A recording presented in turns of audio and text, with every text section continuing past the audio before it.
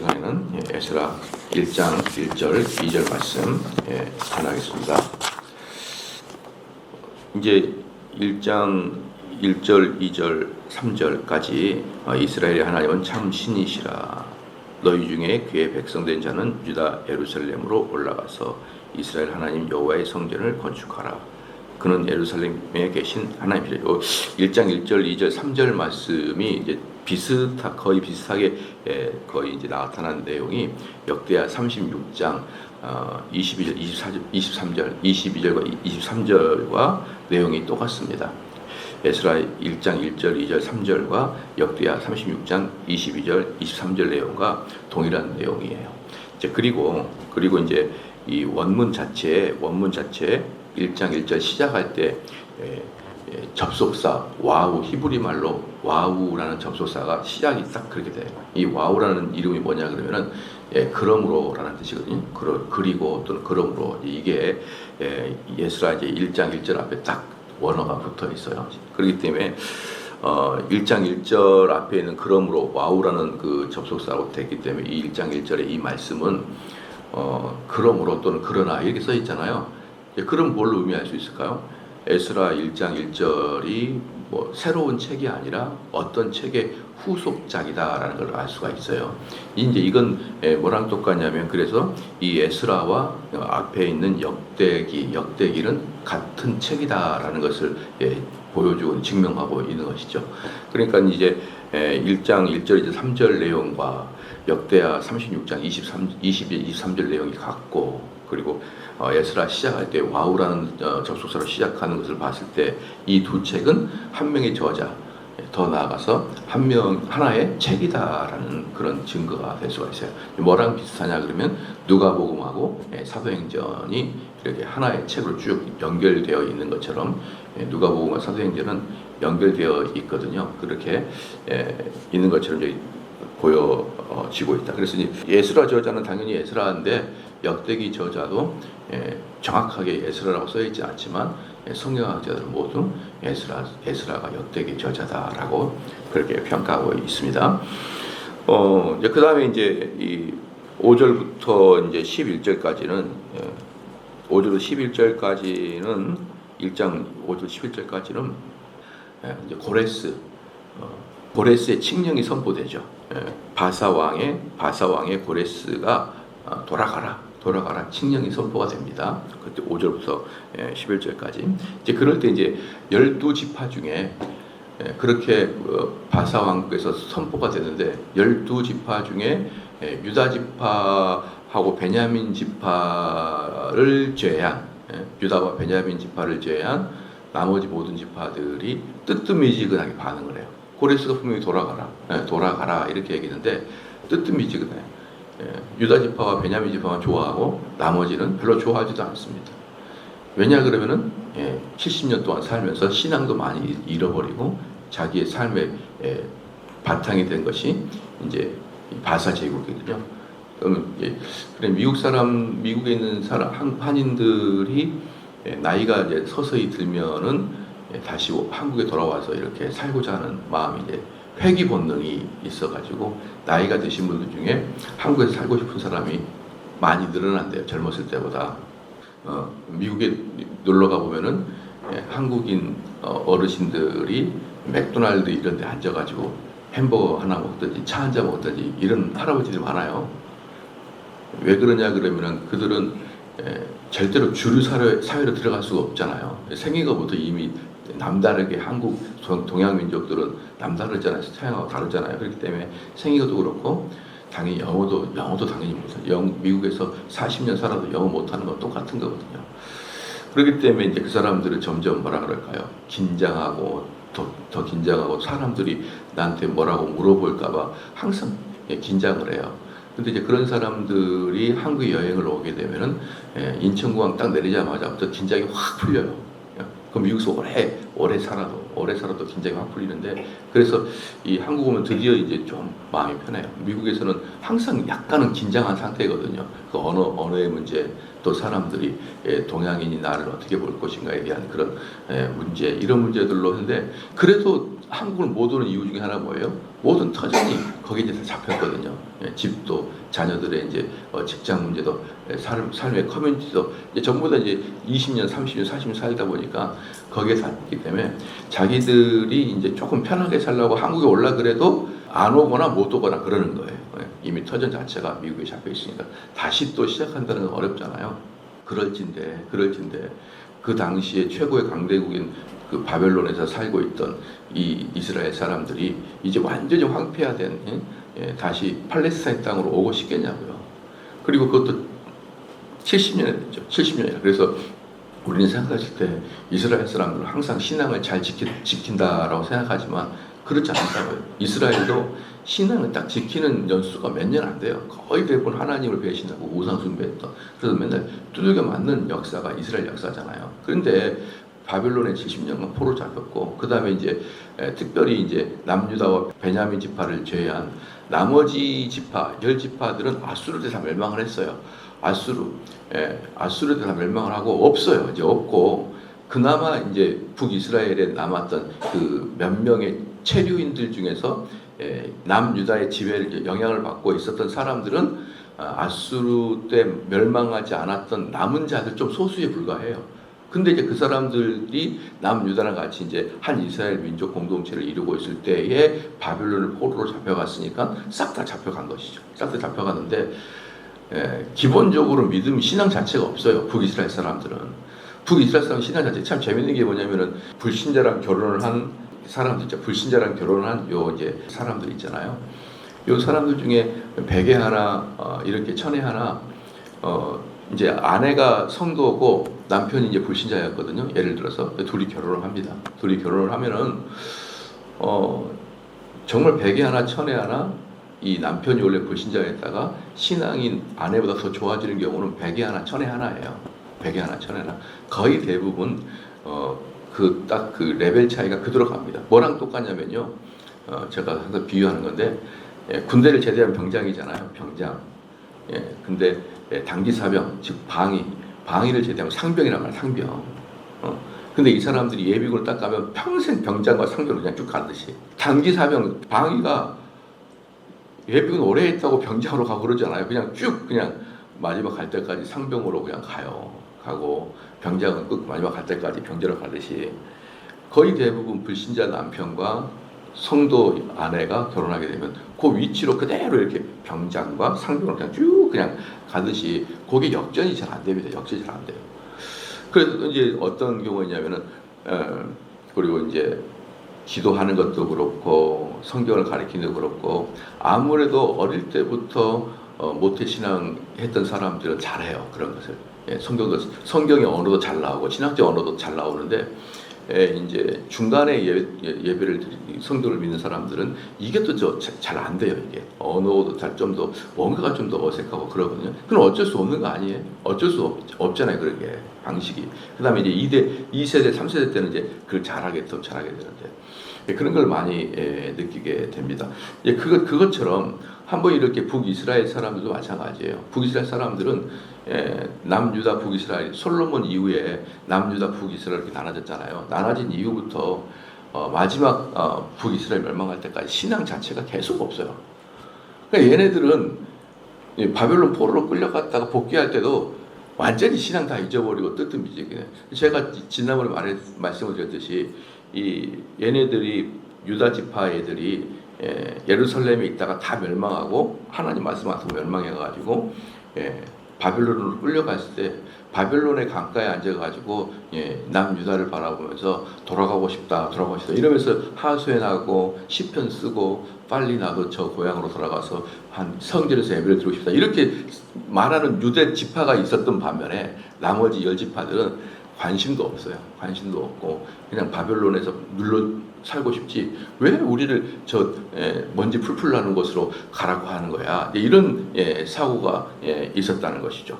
그렇기 때문에 참 어렵습니다. 이게 신앙이 한번 떨어졌다가 이 신앙이 다시 반전되는 경우는 100에 하나, 1000에 하나 이렇게 나타날 뿐이고 보편적인 형태들은 그냥 어려움 속에 이렇게 빠질 수밖에 없다는 것이죠. 이제 그래서 이제 그렇게 이제 구조가 돼 있고요. 여기서 이제 보면은 1절에 바서왕 고레스라는 건데 이 바서왕 고레스가 이제 원년이에요. 이게 뭐냐면은 바사 제국 이제 첫 번째 저걸 다시 한번 복수한다면 고대 근동에서 제일 첫 번째 제국은 애굽이었죠. 이집트 제국이었다. 이집트 제국이었고, 북아프리카 중심으로 이집트 제국이었다. 그 다음에 그 이집트 제국이 한참 성장기에 있을 때 중동 지역에서의 맹주가 아수르 지역 있잖아요. 이 아수르는 요나서를 우리가 볼 때 요나서한테 요나야 너 어디로 가라 할 때 니느웨로 가라. 근데 요나가 니느웨로 가지 않았잖아요. 근데 그 니느웨가 아수르 제국의 수도예요, 수도. 그러니까 그 당시 아수르 제국은 전체 군동 지역에서 최고의 맹주로 떠올랐었습니다. 근데 그때가 이제 언제냐 그러면 남쪽에는 애굽 즉 이집트가 한참 성장했다가 정점을 이룰 때가 이제 아수르가 딱 이제 중동에서 커나가는 거거든요. 아수르가 근동 지역의 맹주로 있을 때 그 아수르를 뒤집어 엎었던 애들이 바벨론 제국이란 말이죠. 그렇죠?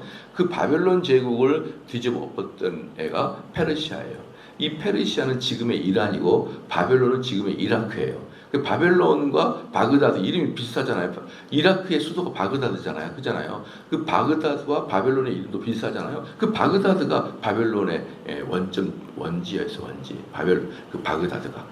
그렇기 때문에 딱 이제 그 이란 지금도 비슷하지만 여러분들이 이란과 이라크가 사이가 안 좋다는 것을 역사를 좀 보면 알아요.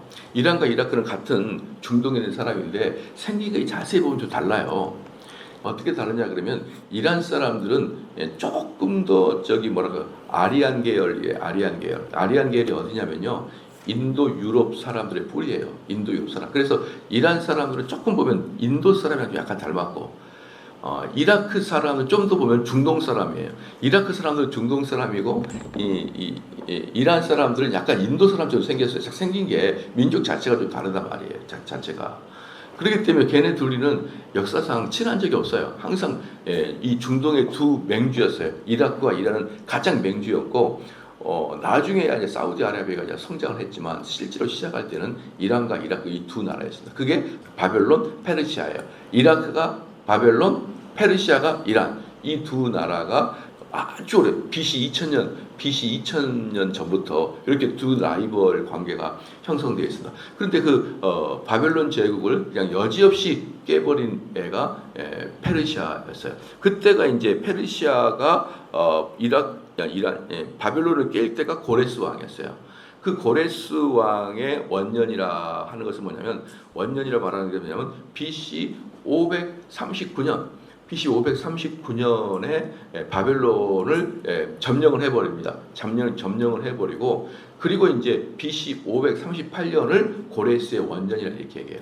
왜 그러냐 그러면요. 이 당시에 그 달력들을 세계적 기준의 달력이 없잖아요. 그렇죠? 세계적 기준의 달력이 없으니까 이 황제들이 패권을 가진 황제들이 만약에 이 바벨론을 점령했다. 페르시아가 바사 제국이 바벨론을 점령했다. 그럼 점령한 그 해가 만약에 BC 539년 9월 달이다. 그럼 그게 그 다음 연도 정월 1월 첫째 날을 원년이라 그렇게 달력을 다시 잡아요. 무슨 뜻인지 알겠죠? 정대호 목사가 만약에 삼송제일교를 개척을 했는데 이 개척한 날이 AD 2023년 9월이다. 그러면은 삼송제일교의 원년을 2024년 1월 1일로 둔다 이 말이에요. 1월 1일로. 그렇기 때문에 무슨 뜻인지 알겠죠? 그렇기 때문에 BC 539년에 페르시아가 바벨론을 이겼지만 고레스의 1년은 그 다음 BC 538년 원년을 그때 잡게 되는 것이죠. 그래서 이제 바벨론의 패망과 그 다음에 페르시아가 성립하는 원년은 이렇게 1년 차이 나는 거예요. 그래서 1년 차이가 나는 거 되겠습니다. 예, 그래서 이제 이 바벨론을 페르시아의 왕 고레스가 완전히 이제 하고, 그 다음에 이 페르시아의 가장 큰 전성기는 언제냐 그러면 이 고레스의 아들 다리오 1세 다리오 왕 때 페르시아가 가장 이제 왕성한 왕 중에 왕이 되는 것이 왕 중에 왕이 됩니다. 그리고 이제 이 페르시아가 이제 이때 BC 그러니까 538년이라 했잖아요. 요때 이제 전 군동을 다 지배한 다음에 언제까지 이제 가냐 그러면은 약 200여 년을 살다가 BC 300년도 중반에 헬라에게 멸망을 당해 헬라 그리스에게 멸망을 당합니다. 이제 서서히 어때요? 우리 이제 사람들 다 알겠죠. 벌써 헬라, 그리스 그러면은 역사적으로 딱 이미지가 오잖아요, 그죠? 가깝잖아. 우리가 이제 생각할 때 아수르나 바벨로나 페르시아는 뭐 아주 고대 민족 같은데 그리스 제국 딱 그러니까 가깝게 느껴지잖아요. 그리스, 로마, 그 다음에 이렇게 이제 진행이 되잖아요. 그 다음에 독일 제국 그렇잖아요. 얼마 이제 역사상 얼마 안 돼요. 그때부터는 그리스, 로마를 멸망시킨 애가 누굽니까? 혹시 알아요? 아마 알 거예요. 독일의 게르만 민족의 대이동이죠. 게르만 민족 대이. 이 게르만 민족이 대이동이 됐죠. 게르만 민족이 어떻게 대이동이 됐을까요? 지금의 독일 쪽에 살다가 전반적으로 막 어디로 밀려오냐면 이탈리아로 밀려오게 되는 게 게르만 민족의 대이동이에요. 그게 무슨 뜻이에요? 게르만 민족이 이탈리아를 점령하기 시작했다는 뜻이거든요. 그러니까 이제 서서히 다 오잖아요. 이제 로마, 게르만 민족, 그 다음에 앵글로 삭슨족 민족 계열. 앵글로 삭슨족이 미국으로 건너가고 미국이 현재 세계를 지배. 그러니까 제국이 몇 개 없어요. 안 그렇습니까? 예굽 제국 그렇잖아요. 아수르, 바벨론, 페르시아, 그리스, 로마, 게르만, 앵글로 삭슨. 요 정도 한 8개. 여기서 이제 요 전체 흐름하고 약간 떨어져 있지만 그래도 이제 하나의 큰 제국 이런 게 황하, 중국 문명 한 8개 정도 됐잖아요. 이렇게. 요거 별거 없습니다. 그 중에서 성경에만 나오고 있는 것이 로마 제국, 그리스 제국까지, 그리스 로마 제국까지 성경이 나오고 이제 그 다음에는 성경이 안 나오는 거잖아요. 그렇기 때문에 이 성경이 여러분이 생각하는 것처럼 어마어마한 멀리 있는 것이 아니에요. 그냥 우리 눈에 손에 잡히는 것입니다. 그래서 이런 식의 그 수많은 제국 중에 예굽도 성경에 나오죠. 그렇죠. 그다음에 아수르 성경에 나오죠. 그 다음에 바벨론 나오죠. 그 다음에 페르시아 나오죠. 그리스 나오죠. 로마 나오죠. 그 다음에 요 시대가 끝난 다음에 교회 시대가 끝난 다음에 교회를 데리고 있었던 사람들이 독일 제국이었잖아요. 독일 제국이 그 교회사에서는 독일 오토 황제들 엄청 나옵니다. 독일 제국 나오죠. 그 다음에 우리가 잘 알고 있던 종교개혁 지역 또는 청교도 지역이 영미가 나오잖아요. 그러니까 이 제국이 전체가 중국 제국만 빼고는 다 기독교와 성경과 연관되어 있어요. 이거 어마어마한 게 바로 기독교란 말이에요. 이런 종교가 어디 있습니까? 실제적으로 모든 제국의 종교에 관련된 것이고 그 다음에 기독교를 바탕으로 한 로마, 독일, 영국 이 제국들 이런 제국들이 얼마나 성경과 깊이 연관되어 있어요. 그렇기 때문에 성경을 안다는 것은요 세계사를 안다는 것이에요.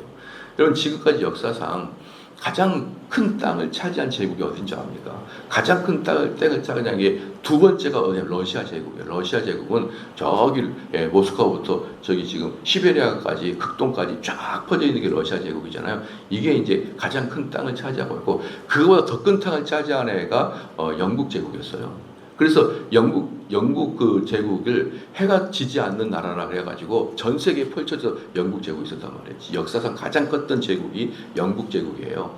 그런데 그 영국 제국도 그나마 어디를 빼고 미국이란 땅을 빼고도 미국은 영국 제국이 아니니까 독립된 나라였으니까 그 미국을 빼고도 호주니 카나다니 전부 다 영국 제국 안에 있었거든요.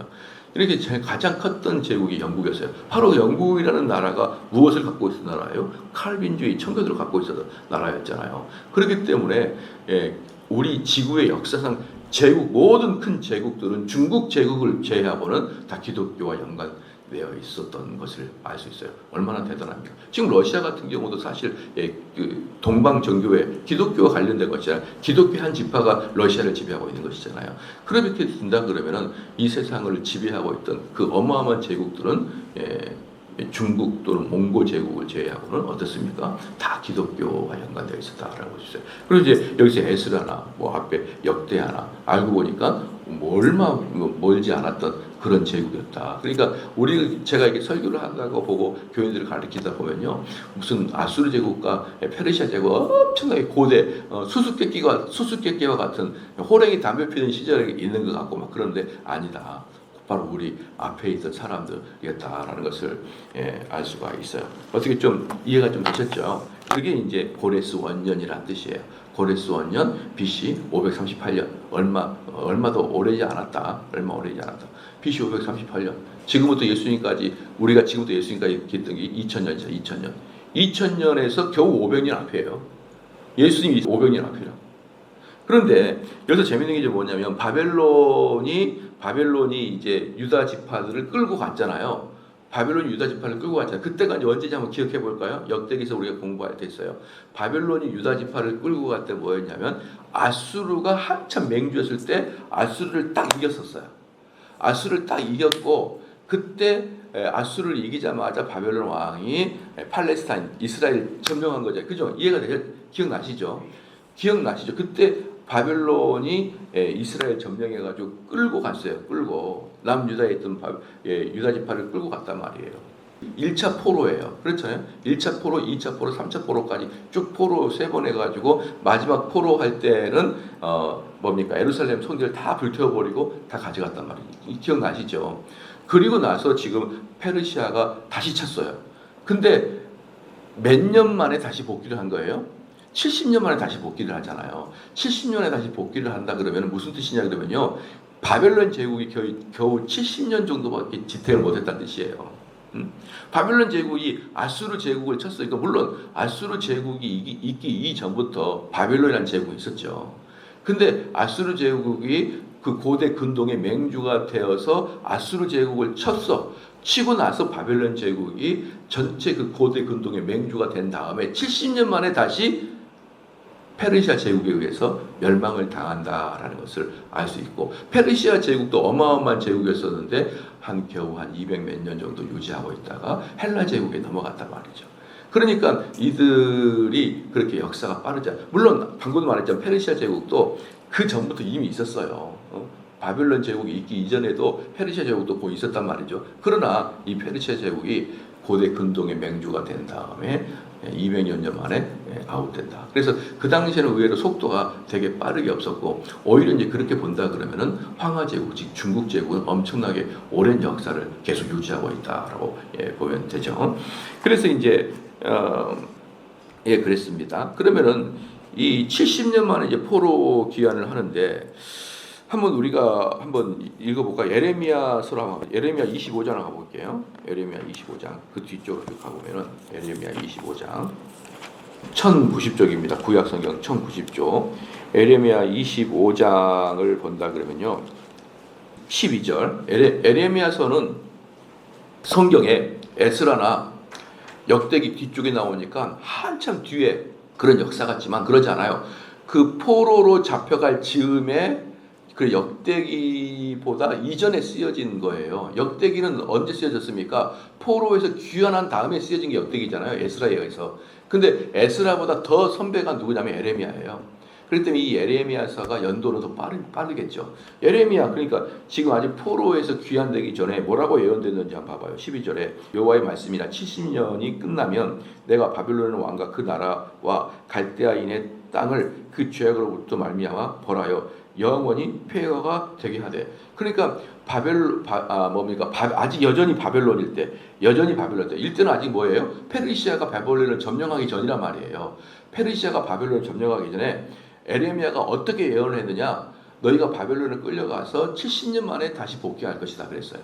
다시 복귀할 것이다. 그래서 다시 읽을게요. 12절에 여호와의 말씀이니라 70년이 끝나면 내가 바벨론의 왕과 그 나라 갈대아, 바벨론과 갈대아는 같은 나라예요. 같은 나라 이름을 우리가 그리스를 헬라라고 하잖아요. 똑같은 단어로 바벨론을 갈대아라고 한단 말이죠. 그래서 이 바벨론의 왕과 그 나라와 갈대아인의 땅을 그 죄악으로 말미암아 벌하여 영원히 피하겠다. 바벨론을 완전히 제국을 취하겠다. 몇 년 만에? 70년 만에. 이 예언을 성취한 것이죠. 그러니까 이 에레미야의 이 뭡니까? 에레미야 25장 12절 말씀의 성취가 1장 에스라 1장 1절의 말씀인 거죠. 그게 성취가 돼서. 그런데 하나님께서 왜 바벨론에 있을 때 에레미야가 막 뭐라고 하거든요. 너희들 바벨론으로 끌려가서 거기서 살아야 된다. 너희들 거기서 대항하지 말고 70년이라는 세월을 너희 살아야 되니까 편안하게 살아라. 이렇게 예언을 했습니다. 그런데 왜 이들에게 에레미야가 70년이라는 세월을 딱 찍어서 예언을 했느냐? 딱 찍어서 예언을 했냐면 바벨론의 포로 시간이 너무 고통스러운 시간이기 때문에 그런 거예요. 그 고통스러운 시간은 뭐냐 그러면요, 우리 육체가 고통스럽다는 뜻이 아니라 정서적으로, 영적으로, 신앙적으로 완전히 질이 멸면할 시간이 될 거기 때문에 그래서 얘네들이 어떻게 지금 그 바벨론으로 포로로 끌려갔는지 여러분 기억하시죠? 신앙이 너무 엉망이니까 너희들 말이야 다 포로로 끌려가지고 바벨론 한번 당해봐, 고통을 당해봐. 그리고 끌고 갔기 때문에 기본적으로 이 사람의 신앙들이 바닥들이었어요. 바닥들이었었는데 얘네들이 바벨론으로 70년간 끌려가게 되면은, 오랫동안 끌려가게 된다 그러면은 완전히 신앙도 다 잃어버릴까봐 그들이 신앙을 잃지 말고 소망을 계속 가지고 신앙을 잃지 말고 살아라고 하는 근거로 70년 세월을 분명히 예언해 준 거예요. 그래야 소망이 있잖아요. 그래야. 여러분 그 영화 보면 제가 이제 하도 오래전에 봐가지고 잘 기억이 안 납니다만 그때 아마 이정재인가가 여자인가 이정재가 마지막에 배신을 해요. 그 독립운동하다가 마지막에 배신을 하는데 마지막에 이제 재판에서 이제 해방이 된 다음에 재판을 해서 너 왜 독립운동하다가 배반했냐 그랬더니 이렇게 빨리 독립할 줄은 몰랐어. 그렇게 말하거든요. 아마 이정재가 그랬을 거예요. 이렇게 독립할 줄은 몰랐어. 이 말이 있는 거예요. 그런데 내가 이런 식으로 독립할 줄 알았으면은 내가 배반하지 않았을 것이요. 라고 하거든요. 그게 진짜 진심이에요, 여러분. 만약에 우리가 몇 년도에 독립한다는 안다 그러면 견딜 수 있어요. 좀만 더 참자. 그러면은 독립할 것이다. 이런 믿음이 있다. 안다 그러면 할 수 있어요. 근데 이 구조가 영원히 갈 것 같으니까 포기가 돼버리는 거라고, 포기가. 그러기 때문에 신사참배도 마지막에 1944년에 통과가 됐는데 1년만 더 기다린다 그러면은 해방이 되는데 그 1년을 못 기다리고 대한예수장로교 총회에서 결국 신사참배가 가결이 돼버린 거잖아요. 신사참배가. 그때도 많은 목사들이 똑같은 얘기를 했어요. 그 밀정이랑 똑같은 얘기를 했어요. 이렇게 일본이 빨리 패망할 줄은 몰랐었다 그렇게 얘기했어요. 그러니까 너무 한일합방 이후에 1944년까지 38년 동안 우리는 일본 밑에서 있었는데 어떻습니까? 일본은 그때 세계 최강대국이었거든요. 여러분이 보기에는요, 일본이라는 나라가 프랑스나 독일보다 약했을 거라 생각하죠. 천만의 말씀이에요. 일본이 더 강했습니다, 독일보다. 일본이 인원도 훨씬 많아요, 독일보다. 일본이 더 강했어요, 독일보다. 근데 그런 막강한, 전 세계에서 미국 다음으로 막강한 일본이 우리를 지배하고 우리는 완전히 거지와 같은 나라인데 어떻게 해방을 합니까? 어떻게 우리가 그들을 역전시켜요? 완전히 끝나는 시였죠. 근데 놀랍게도 세계대전을 일으켰던 독일과 일본이 패망하게 되므로 하루아침에 해방이 된 거잖아요. 하루아침에. 그러니까 우리가 타임머신을 타고 다시 그 일제시대로 가잖아요. 그럼 우리도 전부 다 일본한테 손들었을 거예요. 비교가 안 돼요, 비교가. 지금에야 우리가 일본과 우리나라가 한번 겨뤄볼 만한 그런 세력을 갖고 있지만 그때는 비교도 안 됩니다, 비교도. 그때 당시를 생각해보면 어떻습니까? 다 신앙 잃어버리고 일본으로 넘어가게 판이에요. 그러니까 에레미야가 이스라엘 사람들한테 70년만 견뎌라. 70년만 견디면 내가 바벨론을 완전히 멸망시키고 꺼내겠다. 그 예언이 에레미야 25장 12절 말씀이에요. 그런데 이스라엘 사람들이 그 예언을 듣고 믿어지겠습니까? 이런 세계 최강대국이 하루아침에 무너진다? 믿어지지 않았어요. 그럼에도 불구하고 소수에 있는 사람들은 에레미야의 예언을 기억하고 있었던 것이다. 대표적인 사람이 다니엘이었어요. 다니엘은 에레미야의 예언을 기억하고 있었습니다. 이따가 제가 말씀드리겠는데요. 그래서 바사왕 고레스 원년에 여호와께서 에레미야의 입을 통하여 하신 말씀, 에레미야 입을 통하여 하신 말씀 뭐예요? 70년 만에 포로 귀환할 것이다. 이게 입을 통하여 하신 말씀이에요. 이게 다니엘이나 에스라나 기억하고 있었어요. 에레미야가 했던 예언이 이루실 것을 기억하고 있었다. 통하신 말씀을 이루게 하시려고 바사왕 고레스의 마음을 감두시켰다. 그러니까 에레미야의 말을 성취시키려고 이방인 왕 바사왕을 들어가지고 어떻게 되는 거예요? 바사왕을 들어서 바벨론을 친 거예요. 똑같습니다. 뭐랑 똑같냐면은 하나님께서 조선을 독립시키려고 조선을 독립시키려고 미국의 대통령을 들어서 일본을 처벌했다라고 똑같은 거예요. 그러니까 이 이스라엘이나 우리는 자주 독립을 할 수가 없어요. 왜? 국력 차이가 너무 많이 나니까. 국력 차이가 많이 나니까 이스라엘 사람들이 바벨론에게 독립운동을 해가지고 성공할 수가 없고 조선이라는 나라가 일본에 독립운동해가지고 성공할 수 없어요. 여러분 제가 말했는데 아이고, 네, 이렇게 말하면 좀 죄송합니다 말은 상해 임시정부 또 어디 무슨 독립협회 무슨 광복회 중국과 만주 상해 사방에 그때 상당히 많은 독립운동 국가들이 김구도 있었고 김규식도 있었고 이승만도 있었고 예? 여러분 걔네들이 전쟁을 유발시키려고 다 계획을 잡았어요. 여러 독립군들이 그 다음에 그때 군사학교도 있었거든요. 얘네들이 독립운동하고 이제 전쟁을 일으키려고 계획을 잡았는데 여러분 말이 됩니까? 갖고 있던 게 뭔지 알아요? 딱총이야. 딱총. 딱총. 딱. 야, 또 온다. 불 붙여. 딱. 불 붙여. 이렇게 넣어요. 이거 독립은 신흥, 여러분 혹시 신흥 무관학교 알아요? 신흥 무관학교 막 이런 애들 전부 다 이렇게 총 하나 들고 있고 여러분 국사책 보면은 신흥 무관학교 출신 총 하나씩 들고 있는 걸 볼 거예요. 그때 일본은요 잠수함도 있고 군함도 있고요 비행기도 있어가지고 가미가지 아시잖아요. 비행기로 꼬라박아가지고 막 미국 함대 죽이고 했던 거 기억나시죠? 근데 우리는 뭐 밖에 없어요. 딱딱딱. 이게 비교가 됩니까? 비교가 안 돼요. 6.25 터질 때 북한 애들은 소련으로부터만 갖고 온 전차 탱크를 앞세우는데 우리는 탱크가 없어요. 그래서 보초수건이 저기서 뜨글뜨글 소리 이 뭐야 가보니까 이런 철제물들이 오니까 우리나라 군대들이 막 사방이 좋아요. 우리 여러분 어릴 때 전후 보셨나요? 전후 보면은 탱크가 올 때 우리나라 군인들이 막 슈리탄 들고 탱크로 들어가가지고 폭파한 사건이 그런 경우는 한 번도 없었대. 한 번도. 드라마만 있어. 그냥 탱크를 보는 순간 총 들고 다 도망가 버렸대. 다 뜨글뜨글 오니까 탱크를 처음 봤거든. 그러니까 여러분 서울이 3일 만에 뺏겨버리죠. 이런 너무나 차이가 나는 거예요. 일본하고 우리 광복군은요 너무 차이 났다는. 그때 일본은 잠수함까지 있었다니까요. 우리는 총 요거 하나 있었는데 도저히 해방할 수가 없는 거예요. 해방할 수가 없기 때문에 하나님이 우리나라가 광복군을 통해서 일본과 전쟁에서 이길 수가 없기 때문에 미국을 들어가지고 일본을 쳐버린 거예요. 일본을 친 겁니다. 이게 하나님의 섭리이듯이 이스라엘 사람들도 바벨론을 칠 수가 없어요. 비교가 안 되는 거예요. 그러니까 페르시아라는 나라를 들어가지고 고레스 왕을 통해서 이겨버리고 납니다. 그리고 나서 고레스의 마음을 감동시켰다. 고레스의 마음을 감동시켰다 그랬잖아요. 왜 고레스의 마음을 감동시켰냐 그러면요.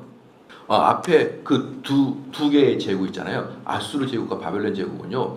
아주 강한 제국 정치를 폈어요. 아주 강한 제국 정치를 펴가지고 꼼짝도 못하게 하고 돈 내라 너희들 종교 갖지 마라. 전부 다 아수르 제국도 이스라엘 10지파를 데리고 가가지고 사방에 아수르 땅에다 퍼뜨려버리고 바벨론도 남에다 데리고 가가지고 바벨론도 종교 갖지 마라. 다 그렇게 했는데 이 페르시아 제국 즉 바사 제국은 유화 정책을 펴니다. 유화 정책을.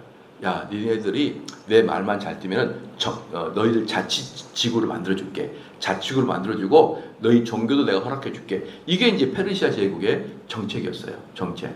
여러분 중국도 가게 되면요. 중국도 가게 되면은 지금의 그 만주 지역 있잖아요. 그 연변 이 지역 가게 되면은 한국 간판이 쫙 붙었어요. 연변 자치지구예요. 그래서 거기에 법은 뭐냐면은 모든 간판에는 한글을 써야 돼요. 한글. 그래서 중국이라는 나라도 땅이 큰 나라이기 때문에요. 한족이 다 다스릴 수가 없어요. 그러면 여기는 쓰촨 지구는 누구 민족이 다스려라? 여기 연길 지역은 누가 다스리라? 여기 이렇게 소수 민족들이 다스리는 지파들이 중국에 상당히 많습니다. 그들 자치지구를 허락해주고 자치 종교를 허락해줘요. 왜? 한족이 다 통일할 수 없으니까. 숫자가 적으니까. 그것처럼 페르시아도 딱 정권을 잡자마자 이 넓은 땅을 우리가 다 철권 통치를 하기가 어려우니까 너희들 말만 잘 들으면 너희들 자치지구를 허락해줄게. 이게 고레스 왕의 마음이었어요. 근데 그 마음이 누가 준 것이다? 하나님 줬다고 하는 거예요. 그 마음이.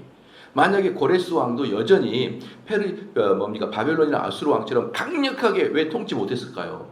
이놈들 철권 통치를 해야 돼. 아주 종교도 갖지 마. 너희들 민족성 다 말살시켜. 왜 이렇게 못했을까요? 근데 고레스는 앞에 두 민족들을 보니까 안 되겠다. 나는 이들에게 좋은 느슨한 제국을 만들어줘야겠다. 이런 고레스의 마음을 먹었거든요.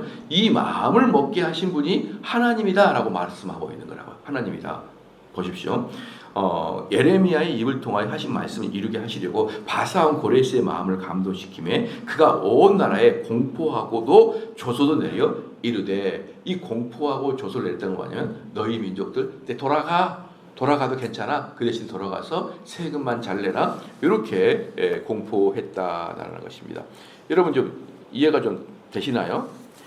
그게 지금 이렇게 1절의 내용에 숨어있는 내용입니다. 2절에 바사왕 고레스를 말하더니 하늘의 하나님 여호와께서 세상 모든 나라를 내게 주셨고, 이거 보니까 왠지 막 신앙인인 것 같잖아요. 그런데 역사를 본다 그러면 이것은 외교적인 수사예요. 외교적인. 고레스가 모든 그 속국들한테 가가지고 그들 종교들의 신들을 존칭을 써주면서 당신의 위대하신 신 다 존칭을 써주면서 그 포로들 나라들의 마음을 막 부드럽게 해주면서 다 돌아가 이제 이렇게 얘기를 하면서 이제 되는 것입니다.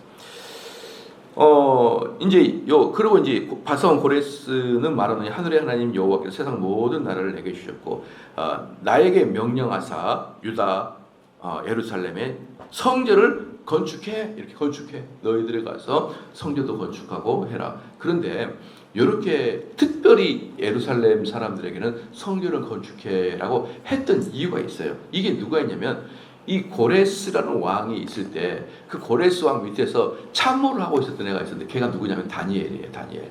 이 고레스 왕의 옆에서 다니엘이 참모를 하고 있었는데, 여러분 유대 사람들이 얼마나 똑똑한지 아시죠? 유대 사람이 똑똑을 하기 때문에 이 고레스라는 왕이 이 다니엘이라는 참모의 이야기를 듣고 얼마나 감동을 했던지 한번 이렇게 우리가 좀 찾아봅시다. 다니엘서 6장 가볼게요. 다니엘서는 에레미야서 더 뒤에 있어요. 다니엘서 6장을 가봅시다. 다니엘서 6장 28절. 6장 8절도 있고 28절도 읽어봅시다. 6장 8절. 그런즉 왕이여 원하건대 금령을 세우시고 그 조서에 왕의 도장을 찍어 메대와 바사에 고치지 아니하는 규례를 따라 그것을 다시 고치지 못하게 하소서. 왕이 뭡니까? 금령을 내라, 명령을 내라, 조서를 꾸며라고 누가 얘기하고 있어요? 다니엘이 얘기하고 있죠. 다니엘이 28절 보십시오. 이 다니엘이 다리오 왕 시대와 바사 사람 고레스 왕의 시대에 형통하였더라. 그러니까 다니엘은 첫 번째 다리오 왕, 그 다음에 고레스 왕, 이런 왕들 밑에서 총리직을 감당하고 있었어요. 근데 그 사람이 이 다리오 고레스 왕이 다 적골 잡죠. 어때요?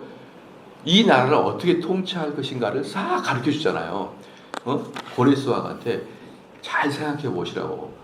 앞에 아수르나 바벨론 겨우 통치해서 70년 만에 당신을 뺏겼지 않냐. 그럼 뭐가 문제겠냐? 만약에 외적들이 쳐들어왔을 때 만약에 우리 유대 사람들을 바벨론이 다 포로로 잡아갔잖아요.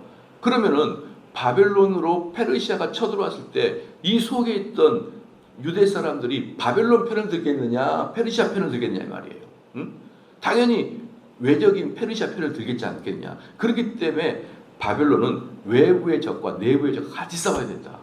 그럼 당신들도 페르시아도 우리들을 만약에 속국들이 이렇게 억압한다 그러면 나중에 어떻게 되겠느냐. 외적, 내적이 다 담당해야 되지 않겠냐. 그러니까 힘으로 철거를 담당하지만 뭐 하라는 거예요? 부드럽게 친구처럼 대해달라. 그러면 그들이 너희들을 충성을 다할 것이다. 이렇게 다니엘이 설득을 했던 거예요. 다니엘이. 그러니까 이 다니엘이 쭉 이제 나오거든요. 그러니까 이제 이 고레스 왕이 그러겠다 싶어가지고 쫙. 그러면 여기서 이제 마지막 제가 이야기 드릴게요. 여러분 지금 고레스 왕이 너희들 돌아가, 너희들 다 돌아가 이렇게 말하는 것은 다니엘의 이야기와 설득에 의해서 그렇게 마음을 먹었을까요? 아니면 하나님이 그 마음을 감동시켰을까요? 후자예요, 후자. 하나님이 그 고레스의 마음을 감동시켰기 때문에 다니엘의 말을 듣게 된 거라고요.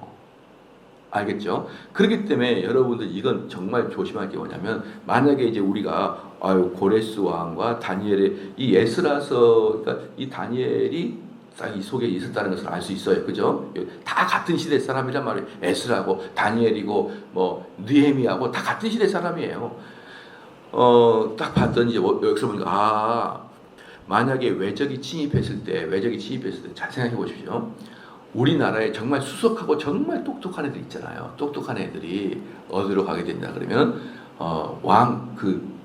일본 왕 밑에 들어가 가지고 참모로 들어가 가지고 참모 생활 잘하고 왕한테 조언하게 된다 그러면은 통일을 시켜 주실 것이다. 역사를 보니까 그런 일이 있다. 그렇게 말할 수 없는 거잖아요. 그죠? 그러니까 다른 사람들이 후배들이 야 우리도 다니엘처럼 저런 패권 국가의 왕 밑에 들어가 가지고 그 왕에게 자꾸 이야기하게 되면 왕이 마음을 바꿔서 우리를 다시 복귀시켜 줄 것이다. 역사를 보니까 그러더라. 그러면서 무슨 말 하냐면은 역사는 반복되더라. 그렇게 말해요. 역사는 많이 들어봤죠? 역사는 반복되는 게 아니에요. 역사는 하나님의 뜻에 의해서 굴러가는 거예요. 그러니까 제2의 다니엘은 있을 수 없다. 다니엘이 이야기를 해서 고레스 왕이 마음을 바꾸는 것이 아니라 하나님이 고레스 마음을 바꿨기 때문에 다니엘이 얘기가 통과된 거라고요. 그러면은 우리도 다니엘처럼 가가지고 그렇게 왕한테 이야기하게 되면 그 왕이 마음을 열 것이다. 그건 안 된다니까요. 그래서 역사는 반복되는 게 아니에요. 우리는 역사를 통해서 교훈을 좀 얻는 것이지 역사는 반복되는 게 아닙니다. 역사는 하나님의 의지에 의해서 흘러가고 있는 게 역사예요.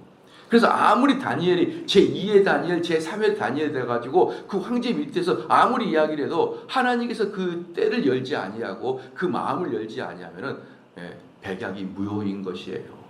여러분 아시겠죠? 그런데 또 하나 역으로 바꿔서 여러분 다니엘이 그렇게 고레스 왕 밑에서 최선을 다해서 만약에 다니엘이 고레스 왕 밑에 들어가가지고 이스라엘 독립이나 꾀하고 앉았고 이스라엘의 어떤 뭡니까 다시 복귀하는 것만 꾀하고 앉았다 그러면은 고레스가 다니엘을 좋아했겠냐고요. 고레스가 다니엘을 썼겠냐고. 다니엘은 고레스 밑에서 어떻게 해서든지 그 고레스가 성공하기를 바라면서 고레스를 위해서 일을 했기 때문에 고레스는 다니엘이 이쁜 거예요. 그렇기 때문에 다니엘의 이야기가 다 들려지는 거예요. 만약에 여러분 결혼을 하더라도 우리 아내가 계속 남편 몰래 친정 식구들만 계속 도와서 나중에 보니까 돈이 그냥 친정 식구한테 다 간 거예요. 처남한테 돈이 들어가고 장모님께 돈이 들어가고 나중에 보니까 돈 어딨어 했더니 친정 식구 밑에 다 들어간 거예요. 여러분 남편은 어떨까요? 미쳐버립니다. 미쳐버리는 거예요. 부부도 이럴진데 한 나라 왕 밑에서 그 다니엘이 계속 나중에 알고 보니까 이스라엘만 얘는 정책을 폈어요. 그럼 고레스 왕은 미쳐버리죠. 그럼 걔 다니엘을 죽이든지 추방을 시킬 거 아니에요. 그렇잖아요. 그런데 다니엘은 그러지 않았어요. 고레스가 성공할 수 있도록 계속 후원했습니다. 자기의 지혜로 모든 이 제국을 통치할 수 있도록 고레스에게 지식을 줬어요. 그렇기 때문에 고레스가 이 마음을 먹는 거죠. 그러면 여러분 다니엘 같은 사람이 없었으면 고레스 마음이 이렇게 됐을까요? 안 되는 거예요. 자, 그럼 여기서 이제 놀라운 게 있어요. 하나님의 일과 우리의 일이 어떻게 진행되느냐? 잘 기억하십시오. 여러분의 행동 거지가 하나님의 일을 결정하는 데 중요한 역할을 하는 거예요. 그렇기 때문에 아이고 주님 우리는 못하오니 주님이 알아서 하십시오. 택도 없는 소리예요. 여기 다니엘이 아이고 우리 해방시켜주세요. 아이고 우리 돌아가게 해주세요. 그랬습니까? 아니에요. 다니엘은 고레스에게 최선을 다하고 충성을 다했을 때 고레스의 마음이 다니엘을 통해서 열렸기 때문에 어때요? 돌아가서 그냥 뭐하라? 성전까지 지어라라고 말하는 것은 다니엘이 그에게 충성했기 때문에 성전까지 허용해 준 거예요. 여러분 알겠죠? 우리나라 한국 교회의 가장 큰 문제는 뭐냐면 하나님보다 앞서지 마라. 그런 얘기가 너무 많아요. 택도 없어요. 하나님이 어디 있는지 알아야 앞서질 수 있었지 않을 거 아니에요. 그런 얘기 하지 마세요. 그런 얘기 하지 마시고 무조건 최선을 다해서 하시길 바랍니다. 여기서 다니엘이 하나님께서 이렇게 계획했을 것이니까 내가 고레스한테 충성해야지. 하나님이 이렇게 얘기했으니까 고레스 충성해. 이렇게 얘기했겠냐고요. 그냥 고레스에 충성한 거예요. 그러니까 우리 교인들은 많은 교회에서 저도 어릴 때 맨날 그렇게 들었거든요. 목사님한테 너희들 하나님 앞서서 선택하지 마라. 그런 말 많이 들어봤을 거예요. 근데 문제는 이거예요. 하나님이 어디 계시는지 알아야 앞선지 뒷선지 알 거 아니에요. 저만큼 있는지 요만큼 있는지 알아야 내가 앞선지 뒷선지 알 거 아니에요. 그런 거 생각하지 말라고요. 그냥 열심히 하시고 순종하시고 그때그때 죄짓지 말고 살아가는 것이 우리예요. 그러면 그것을 사용하여서 요 사람을 통해서 하나님의 역사가 일어나는 것이지 맨날 앉아가지고 하나님이 하신다. 쉽게 말할게요. 미운 사람 가지고 미운 사람이 있어요. 이 미운 사람의 말을 이 왕은 듣지 않아요. 그냥 미운 사람이에요. 이 미운 사람이 되게 미워. 근데 믿음은 좋아. 하나님이 이 미운 사람을 통해 역사하지 않는다고요. 이 미운 사람이 아니라 이 사람이 고레스 왕의 마음에 들고, 그러나 나중에 이제 역사를 보면, 우리들의 눈에 역사를 보면은 다니엘이 고레스의 마음을 설득하여 해방하였다. 이게 역사적 사실이에요. 알겠죠? 하나님이 다니엘의 노력을 통하여 고레스의 마음을 돌이켜서 이스라엘이 해방했다. 이게 역사적 팩트라고. 근데 이 역사 팩트를 신학적으로 해석할 때 뭐예요? 하나님이 고레스의 마음을 바꿨다 이거예요. 아시겠죠? 그렇기 때문에 이 다니엘이 어떠세요? 다니엘은 하나님의 마음을 앞서거니 뒤서거니가 아니에요. 그냥 다니엘이야. 그리고 다니엘은 최선을 다해서 열심히 했어요. 근데 그 다니엘의 이 노력을 통하여 이미 하나님은 고레스의 마음을 바꾸려고 마음을 먹고 있었다라는 것이에요. 그렇기 때문에 서로 간에 미운 사람으로서 되는 게 아니에요. 나는 미운데 하나님이 너의 마음을 바꿔줄 것이다. 천만의 말씀이에요. 그런 건 없는 거예요. 우리 인간은 그런 존재로 만들어지지 않아요. 제가 청교도를 하면 할수록 인간의 됨됨이가 얼마나 중요한지 알겠어요. 청교도를 하기 전에는 나 보지 말고 우리 하나님만 보고 교회 다녀. 아이고 교회 다닐 때 배기 싫은 사람 많지. 하나님만 보고 그래도 교회 목사 얼굴 보지 말고 장로 얼굴 보지 말고 그 뒤에 계신 하나님 택도 없다. 목사가 배기 싫은데 교회를 나와요? 목사의 설교가 그렇게 은혜가 안 돼 교회를 나와? 안 돼요. 그런 거짓된 말에 속지 말아요. 여러분의 인격이 하나님하고 연관되어 있는 거예요. 그래서 여러분의 인격을 보고 다른 사람이 교회를 나오는 것이지, 하나님 보고 불신자가 누가 교회를 나옵니까? 하나님 보고. 아니 어떻게 교회 다니는 사람이 사람을 보지 않고 하나님만 봐. 하나님이 어디 계시는데? 하나님은 어디 계신지 제가 분명히 말씀드릴게요. 하나님은 성경에 계시지 이 공중에 떠다니지 않아요. 하나님 성경 안에 계시지. 그 하나님의 성경 안에 계시다는 건 하나님을, 성경에 있는 하나님을 설명하는 목사의 입에 달린 거예요. 근데 그 목사가 배기 싫어요? 다니면 안 되죠. 그게. 신앙이 이 관점으로 본다 그러면요, 목사 한 명의 인격과 목사 한 명의 설교가 얼마나 중요한지, 또 그리고 여러분의 한 명의 인격과 한 명의 도움이 이 세상 사람들에게 얼마나 하나님을 믿게 하는 중요한 것인지 여러분 알아야 됩니다. 그거 망가지면 하나님 역사도 없는 거고, 하나님 역사가 없으면 이것도 없는 거예요. 누가 먼저 전후 좌우를 따지기 없이 무조건 하나님 말씀에 순종하고, 여러분의 인격이 최대한 다른 사람에게 도움을 줄 수 있는 인격 되기를 주로 축원합니다.